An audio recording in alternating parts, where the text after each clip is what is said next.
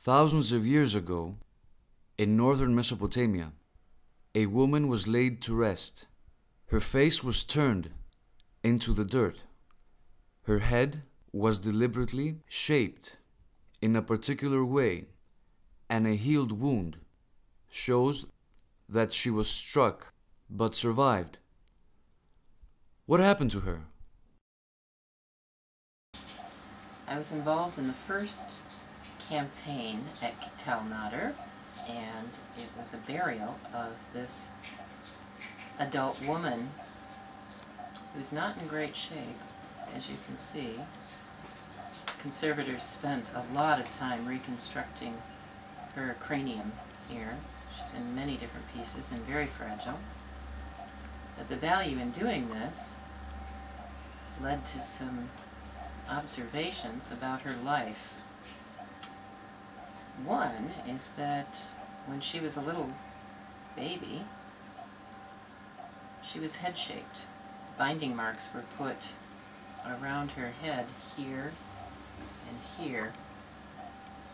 If you can see it, I don't know if you can see it, but here and here. And traditionally, these marks, or the bands, have been reconstructed, one to go at the back of the head, which is pretty obvious on her, because the occipital area, the back of her head, is very flattened here. The other thing we can see from her is this heel depressed fracture right here at the top of the back of her head, and this was produced by blunt force trauma. It's very well healed, but we don't know what kind of effects it may have had on her behavior. You can have also physical effects of head trauma, like seizure disorder and headache and that sort of thing, but personality change and all sorts of different things can go along with head trauma.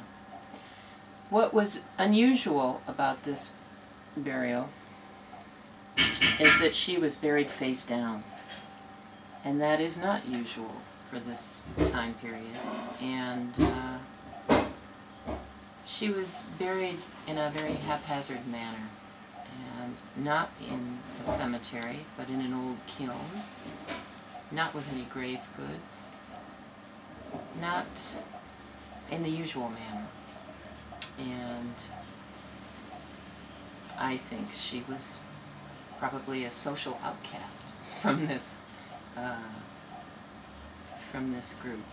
And we need to find more individuals to study from Tell Nader to find out more about what was going on at this time. But she's unique.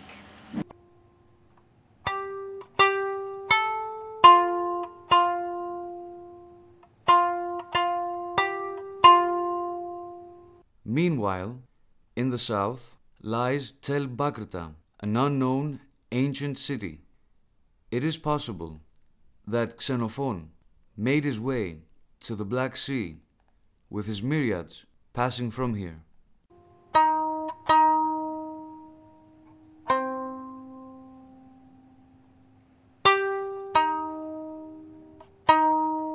A little to the west, Alexander the Great fought against 1 million Persians at Gaugamela.